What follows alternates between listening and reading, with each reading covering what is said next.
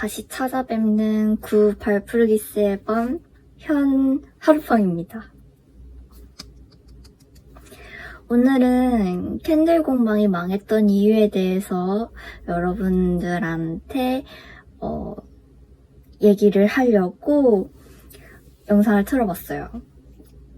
저는 절대 다시는 자본 없이 창업하지 않겠다는 의지를 불태우게 되었습니다. 공방을 창업하실 계획이라면은 제 영상 한번 보시고 고민을 한 100번 정도는 더 하셨으면 좋겠어요. 첫 번째, 캔들 공방을 왜 창업하게 되었는지 제가 느꼈던 장점에 대해서 일단 소개를 해드릴 건데요. 일단 제가 공방을 창업하려고 마음을 먹었던 가장 큰 이유는 제가 20살이 되자마자 고등학교 졸업을 하고 대학을 가지 않고 바로 직장 생활을 했어요. 했는데 그게 이제 24살까지 거의 쉬지 않고 뭐 중간에 이직도 몇 번 하기는 했지만 그 사회생활을 한다는 거에 너무 큰 스트레스를 받았거든요.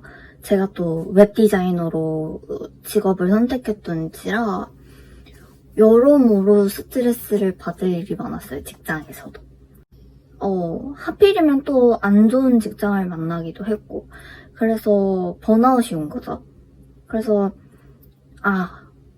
이렇게 나랑 나이 차이가 많이 나고, 꼰대들이 가득한 이 업계에서 더 일 못하겠다.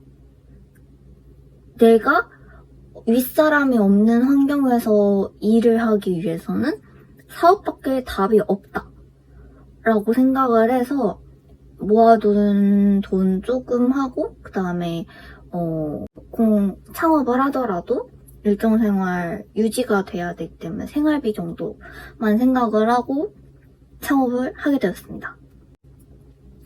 그 중에서도 왜 캔들 공방이었냐면은 캔들 막연히 생각을 해봤을 때 왁스 녹이고 틀에 붓고 굳히면 끝이잖아요? 그리고 뭐 향기도 좋고 집에서 만들 수도 있고 재료도 반복적이에요. 왁스, 향료, 심지, 몰드. 그래서 이 정도면은 소자본으로 창업할 수 있겠다. 집에서 이제 쉬면서 집에서 사부작사부작 만들 수 있겠다. 그리고 이제 부업처럼 할 수 있겠다. 그리고 뭐 다른 분들 홍보하시는 것도 찾아보니까 거의 대부분 인스타그램으로 홍보를 하시더라고요. 그래서 이 정도면은 뭐 큰 장비 필요 없고 뭐 홍보는 인스타로 하면 될 것 같고 뭐 이렇게 되게 안일하게 생각을 했고 그 다음에 다들 그게 장점이라고 캔들 배울 때도 선생님께서 그렇게 말씀을 해주셔가지고 그래서 아주 간단한 마음을 먹고 그랬으면 안 됐지만 창업을 하게 되었습니다. 근데 왜 그만두었느냐? 앞에서 말했던 그 만들기가 쉽고 집에서 쉽게 할 수 있고 그 다음에 뭐 돈도 별로 안 들고 그런 장점들이 다 아니더라고요. 다 사실 허상이었습니다. 그래서 이제 단점 7가지를 말씀을 드릴 건데요. 물론 여러분이 돈이 많고 그 다음에 저랑 뭐 다르게 홈공방을 운영하실 생각이 아니고 뭐 오프라인 매장 뭐 공방을 따로 운영을 해서 클래스를 받겠다고 하는 분들이라면은 뭐 전혀 해당이 안 되는 이야기지만 제가 왜 망했는지 7가지 단점을 얘기하면서 소개해드리려고 합니다. 첫 번째 단점. 홈공방은 원룸에서 절대 할 수가 없다. 이게 우선 제 공방 구조에 대해서 말씀을 드려야 되는데요. 저는 현재 원룸에서 주거 중이고 자취를 하고 있습니다. 7평 원룸에서 자취를 하고 있는데요. 아까 말씀드렸듯이 왁스나 뭐 몰드나 뭐 이런 재료들이 둘 곳이 없어요. 정말로. 그래서 이제 제가 애인이 있어가지고 애인도 원룸에서 자취를 하거든요. 그래서 그럴 거면은 짐을 한 사람 집에서 다 몰아다 넣어놓고 거기를 약간 작업실처럼 생각을 하고 둘이서 다른 하나의 원룸에서 생활을 하자라고 정해서 생활하는 방식으로 운영을 진행을 했는데요.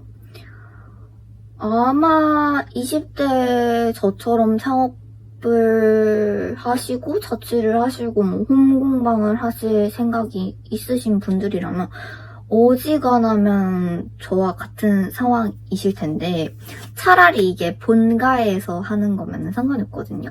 공간이 그래도 좀 나오니까. 그랬는데 이제 저희 집에서는 감당이 될 수 없었습니다. 그리고 공방용 집이 따로 있는 게 결코 좋은 게 아니더라고요. 그리고 그 공방용으로 쓰는 집에서는 아무것도 할 수가 없었어요. 진짜 딱 캔들 만들기만 할 수 있는 상황이었고 거리는 막 멀진 않았거든요. 걸어서 20분, 지하철 타면 10분 그 정도. 근데 그렇게 멀지는 않잖아요, 솔직히. 근데 여름에 왔다 갔다 하기가 너무 힘든 거예요.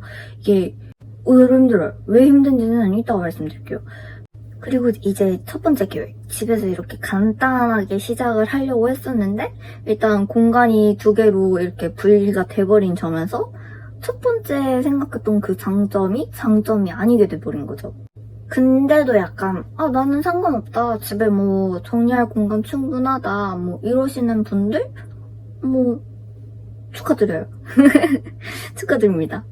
그러면 정말 좋겠어요. 근데 이제 원룸에서 공방을 하려면은 집주인분한테 허락을 받아야 돼요. 왜냐면은 이제 캔들 만드는 게 집주인 입장에서는 좋을 게 없거든요. 집에서 사업을 한다는 것 자체가. 일단 집주인이 생각했을 때 사업은 약간 안에서 뭐 만들기를 하면은 시끄럽거나 냄새가 나거나 뭐 이런 거를 걱정을 하실 텐데 실제로 저는 디저트 캔들 하느라 휘핑도 많이 하고 그 다음에 히툴로 계속 녹이고 이러면서 계속 수시로 집에서 소음이 발생을 했고요. 그 다음에 대부분 제가 말씀을 드렸을 때도 그거 캔들 만들면 불 나는 거 아니냐 집에. 그럼 저는 뭐 인덕션 같은 걸로 녹인다라고 말씀을 드려도 이제 그분들 입장에서는 당연히 이제 쉽게 생각하기가 어렵고 과정을 직접 보시고 판단을 하시는 게 아니잖아요. 그냥 얘기만 듣고 하는 거고 그리고 굳이 해줄 이유도 없으니까. 그리고 냄새가 배고 이게 캔들이 대부분 향료가 단내들이 많이 나잖아요. 그래서 벌레가 꼬일 수도 있고 그래가지고 대부분 집에서 한다고 하면은 승낙 받기가 되게 어려울 거예요. 그래서 일단 거기도 비추. 승낙을 받았다 라고 하시는 분은 이제 뭐 상관이 없겠죠.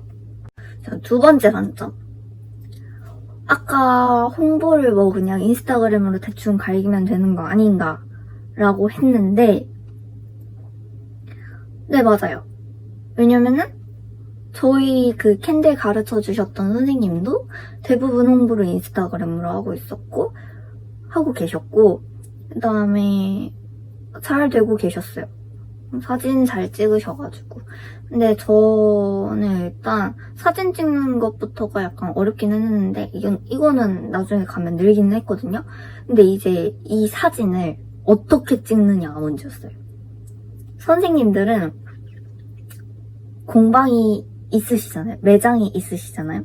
거기서 햇빛 잘 들어올 때 그냥 찰칵찰칵 찍으면 끝나는 그 정도의 업무인데 홍공방을 하려면 이제 집에 채광이 얼마나 드는지부터 그다음에 이게 밤이고 낮이고 촬영을 해야 되는데 왜냐면 캔들은 낮에도 햇빛 받을 때 예쁘게 찍고 그다음에 밤에는 초를 켠 모습을 또 찍어야 되잖아요.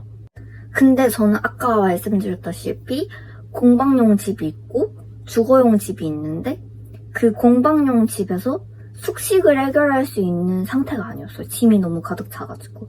그래서 무조건 밤에는 퇴근을 해가지고 여기 생활용 집으로 왔었어야 됐는데 거기서 이동을 할 때 이제 캔들을 이렇게 애지중지 모셔와야 되고 사진 찍을 것들을 가져와야 되고 그래야 됐어요. 뭐 거기까지는 오케이. 근데 이제 릴스 같은 걸로 홍보를 할 때 캔들은 대부분 뭐 녹이거나 이런 영상을 찍거든요. 뭐 풀로 녹일 필요는 없지만 저는 풀로 녹이고 싶었어요. 그래가지고 집에다가 캔들을 켜놓고 녹이는 영상을 찍어서 빠르게 배관기를 한 다음에 릴스를 올리는 식으로 했거든요. 했는데 이게 그냥 캔들 녹이는 거 찍는 거 쉽지? 라고 생각을 하실 수도 있는데 일단 캔들 한번 피우려면 환기를 계속 해줘야 돼요. 그 집에 한 어두워질 때쯤에 불을 끄고 찍었으니까 10시쯤에부터 찍는다고 생각을 하면은 평소 자는 시간이 12시 반이거든요. 12시 반인데 10시부터 12시 반까지 절대 놓지 않아요. 그래서 한 2시까지는 지켜보고 있어야 돼요. 그 캔들에 불을 붙이는 순간 캔들을 보고 있어야 돼요. 왜냐면 불이 날 수도 있으니까. 그리고 연기가 막 이렇게 안 예쁘게 막 일렁일렁 할 때도 있고. 세 번째 단점. 의외로 레드오션이다. 캔들은 의외로 레드오션이에요. 왜 그러냐? 라고 하실 수 있는데 제가 일단 몸담고 봐서 알잖아요. 일단 제가 느꼈을 땐 레드오션이었어요. 왜냐면 생각을 해보세요. 여러분들은 캔들을 언제 피우세요? 뭐 이 영상을 보시는 분들은 아마 캔들에 관심이 있어서 유입이 됐을 텐데 그러면 캔들에 어느 정도 관심이 있으신 분이겠죠? 근데 캔들에 관심이 없으면요? 1년에 캔들을 한 번도 안 피우고 사는 사람이 많아요. 그래서 다른 뭐 재봉틀로 뭐 파우치를 만들어서 판다든지 뭐 다른 무언가를 만들어서 파는 것보다 진입장벽이 높아요, 생각보다. 그리고 심지어 캔들은 약간 인식이 어떠냐면은 겨울에 피워야지 이러면서 계절성 아이템이라는 인식이 되게 가깝거든요. 그래서 여름이 오면은 수요가 팍 줄고 겨울 크리스마스쯤 되면은 갑자기 수요가 팍 늘어요. 그랬는데 제가 캔들을 창업한 시기가 하필이면 5월달이어가지고 제 수요가 없을 때였고 이게 준비는 1월달부터 했는데 5월까지 여러 사정으로 인해서 늦어지면서 의도치 않게 성수기를 확 지나서 비성수기에 오픈을 해버린 거죠. 이게 오픈빨이 1도 없었던 거예요.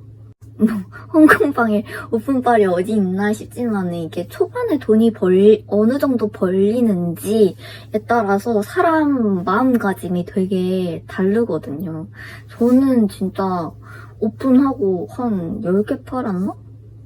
자, 그러면은 이 성수기, 비성수기가 뚜렷하고 수요와 공급이 둘 다 적은 이 레드오션에서 하루에 인스타에 들어와서 캔들이라고 검색하는 사람이 몇 명이나 있을까요? 정답은 매우 적습니다. 어떤 사람은 뭐 생일 선물 준비하려는데 상대방이 마침 캔들을 좋아해서 아니면은 자기가 캔들을 좋아해서 들어오거나 아니면은 뭐 나는 평소에도 원데이 클래스를 너무 좋아해. 그래가지고 이번에는 캔들을 만들고 싶어 해서 들어오시거나 해서 일반 계정이 유입이 되기는 합니다. 근데 그게 많아봤자 한두 명? 제가 올렸을 때는 좋아요가 나쁘게 받는 편은 아니었는데도 그게 다 그 공방 선생님들끼리의 좋아요 품앗이였기 때문에 실질적으로 내가 구매 대상에게 저희 캔들 어떠세요? 하고 있는 그런 느낌이 들지 않았어요. 그래서 저는 여기서 일단 현타를 세게 맞아버렸어요. 거의 이거는 홍보가 아니라 공방 선생님들에게 네, 신입 왔습니다. 신입 이런 걸 만듭니다. 선생님들 참 멋있습니다. 선생님 특캔들 굉장합니다. 이러면서 침묵질이라고 해야 되나? 사회생활이라고 해야 되나? 이 알 수 없는 품앗이를 내가 계속 해야 되나? 나는 내가 생각했을 때 나는 고객님들한테 댓글이 그래도 한두 개라도 달리면은 거기서 약간 기쁨을 느꼈을 것 같은데 이제 현실적으로는 공방 선생님들끼리 품앗이밖에 없으니까 그리고 심지어 그 품앗이는 품앗이기 때문에 제가 하지 않으면 절대 댓글이 달리지 않아요. 응. 그래서 이제 그거죠. 이제 내가 이거를 인스타 홍보를 정말 홍보 때문에 하고 있는 건지 아니면은 이 업계에 오래 계신 선생님들에게 살아남기 위해서 침묵질을 하는 건지 헷갈리더라고요. 그래서 인스타 홍보는 비추천드립니다. 네 번째 단점.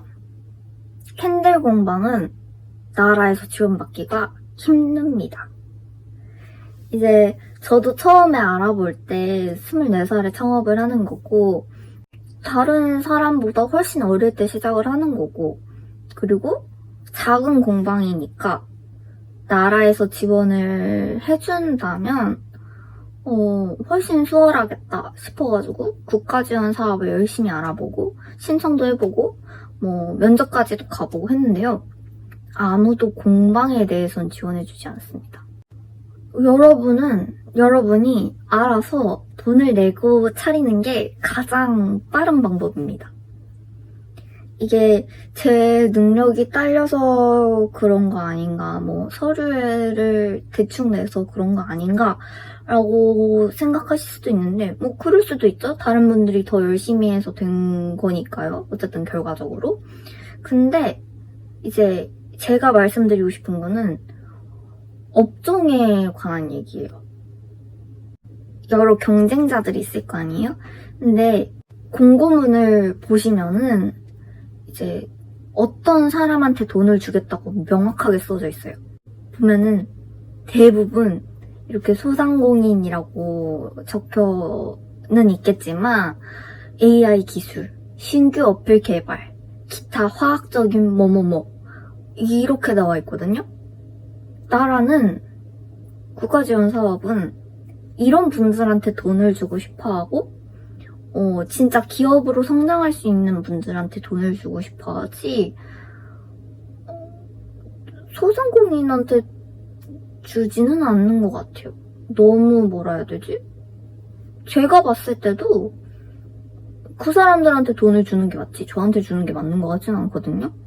그래도 이제 공고가 여러 개 있으니까 사람이 계속 다음번에는 되려나 이러면서 이제 다음 공고에 대한 서류를 제출을 하는 것도 너무 지치고 다음 공고가 언제 뜰지 알아도 문제고 몰라도 문제예요. 왜냐면은 좀 한 2주 뒤? 이렇게 뜨기 때문에 그러면은 이제 또 그 서류를 작성을 해야 되고 이 공고가 나한테 돈을 줄 수 있는 공고인지 아니면 정말 아까 말했듯이 기업적인 뭔가 기술적인 분들한테 주는 건지 그런 거를 이제 혹시나 하는 희망 때문에 계속 붙잡게 되고 그러면서 이제 공방 창업이 계속 늦어졌던 건데 제가 만약에 자본이 충분했다면은 일찍이 홈공방으로는 어렵겠다 이러면서 이제 매장을 차려서 클래스를 받았을 수도 있겠지만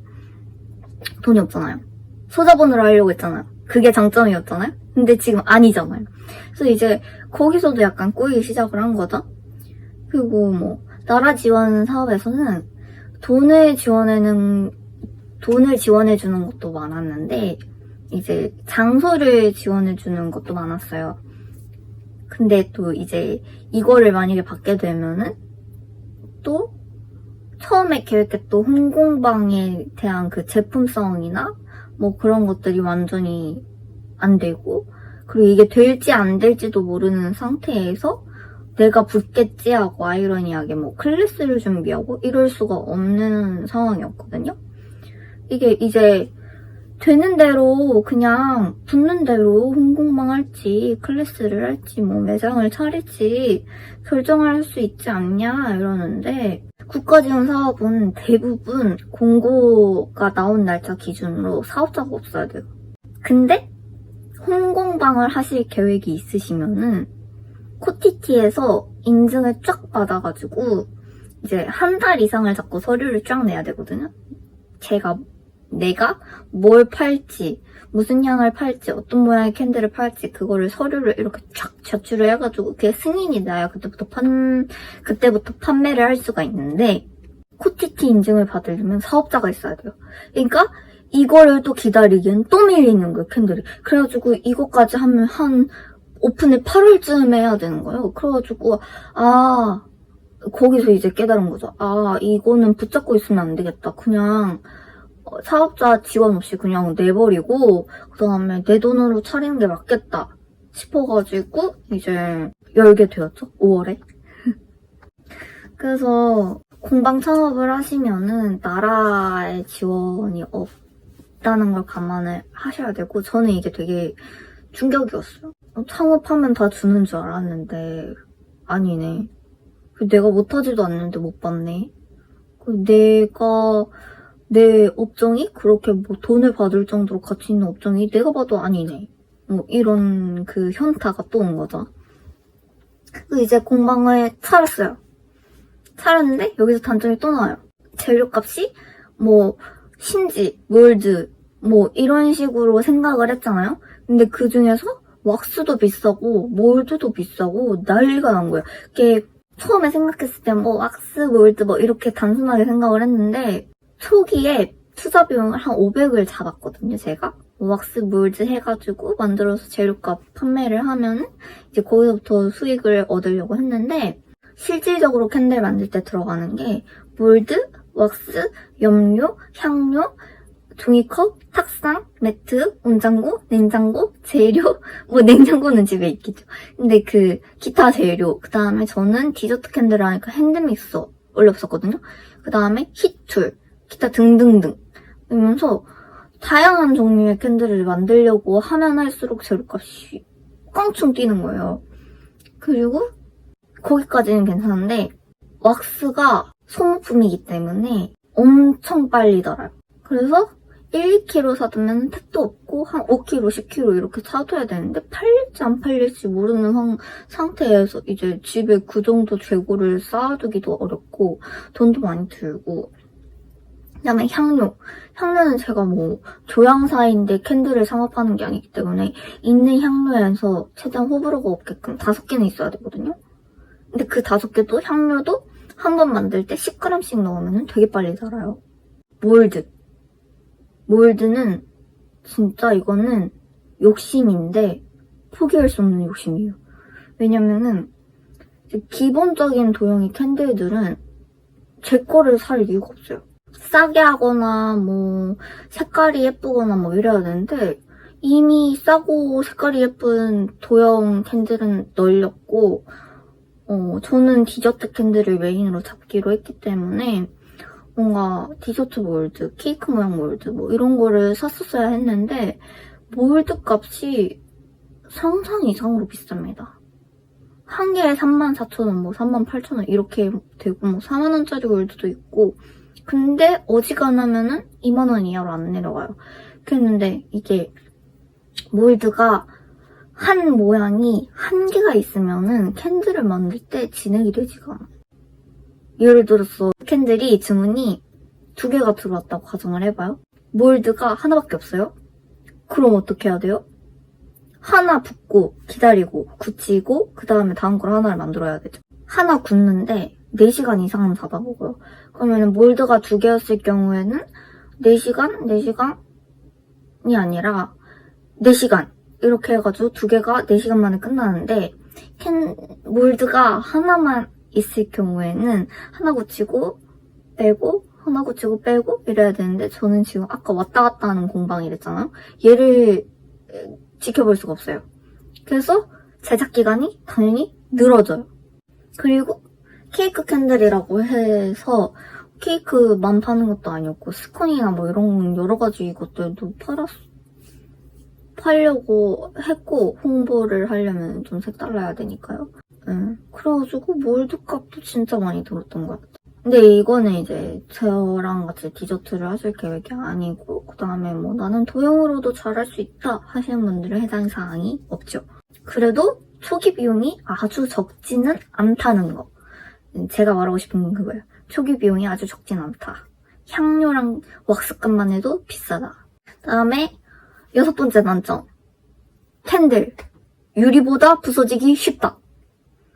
진짜 이게 홍공방을 하니까 포장에 신경을 너무 많이 쓰게 되는데 포장에 신경을 너무 많이 쓰게 되더라고요. 이게 디저트 캔들이었잖아요. 그래서 위에가 크림이었어요. 그래서 되게 아래 원래 왁스 캔들보다 되게 무른 대용이었는데 그게 포장지에 붙거나 배송 중에 캔들이 으스러지거나 뭐 이럴 확률이 되게 많은 거예요. 그리고 위에 뭐 체리 같은 걸 올려주면은 그 체리에서 나오는 빨간색 염료 때문에 그 이염이 되게 빨리 진행돼요.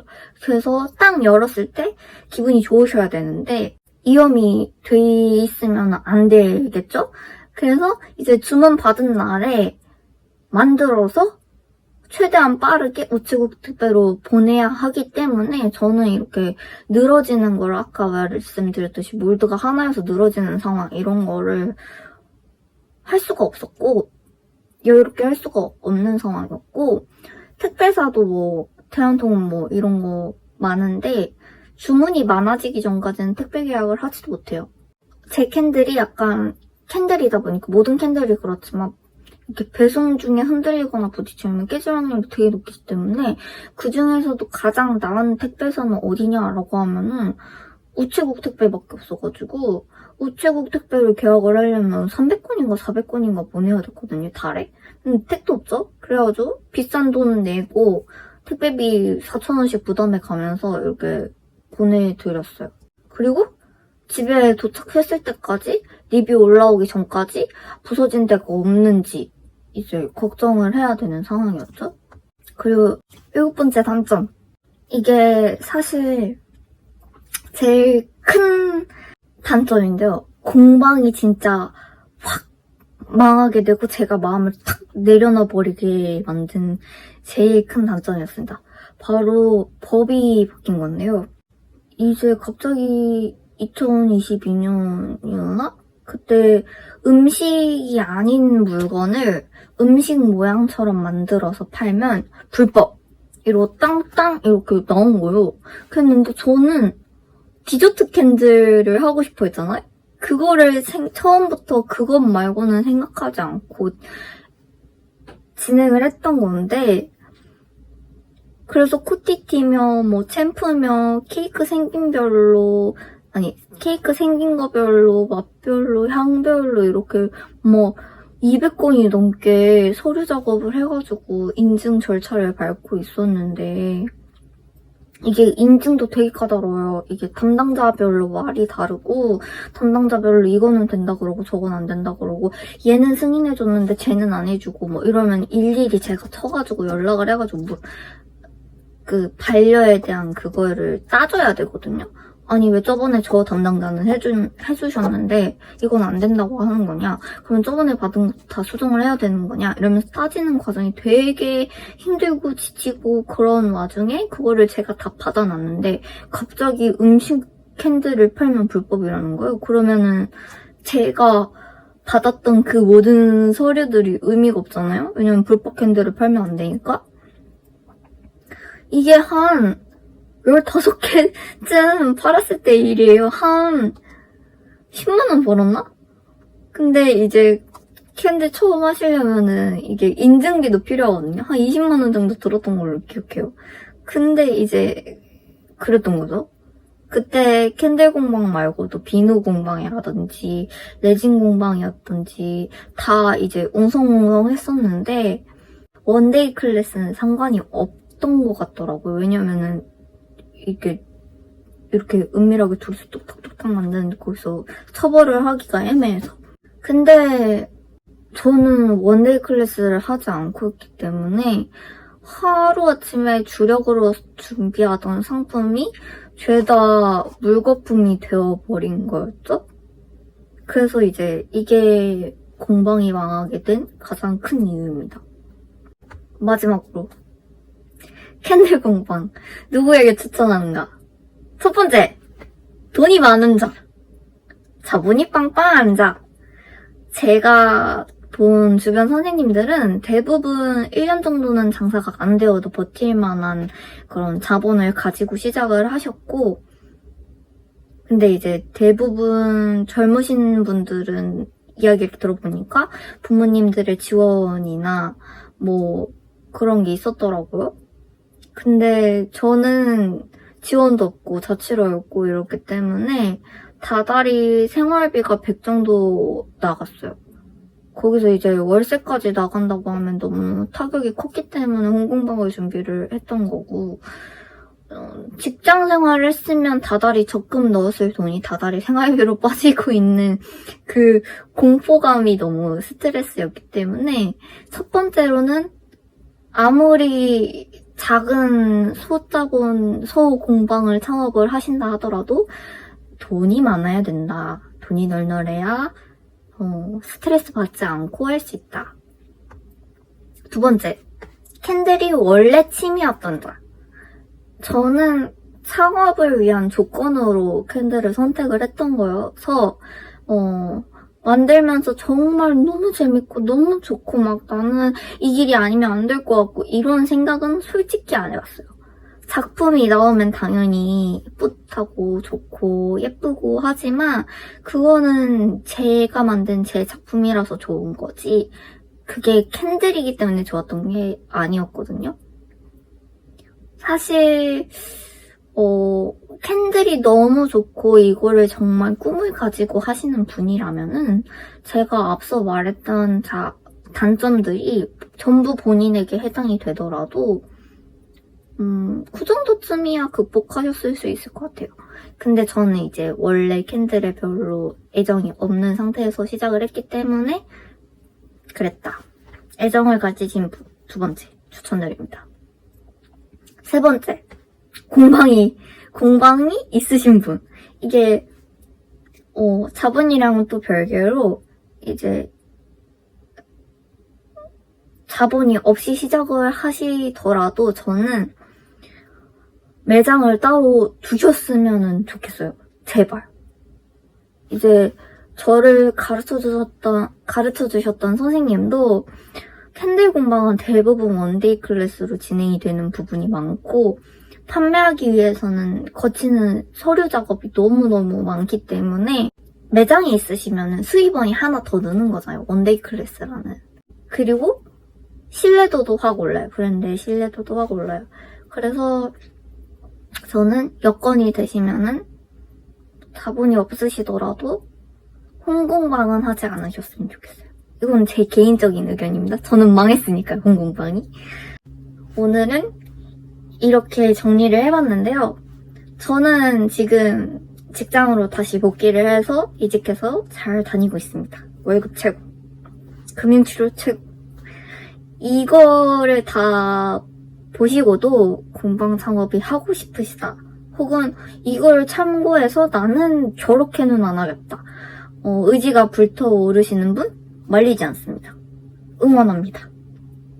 제가 못했던 거를 꼭 해내주세요. 잘 하실 수 있는 분이면은 얼마든지 해내실 수 있으실 거예요. 제가 이 채널을 공방 홍보용으로 쓰려고 팠기 때문에 앞으로 뭐 어떤 방향으로 영상이 올라갈지는 모르겠지만 오늘은 캔들 공방이 망했던 이유에 대해서 설명을 드렸고요. 재미있게 보셨으면 좋아요랑 구독 부탁드리겠습니다. 히히.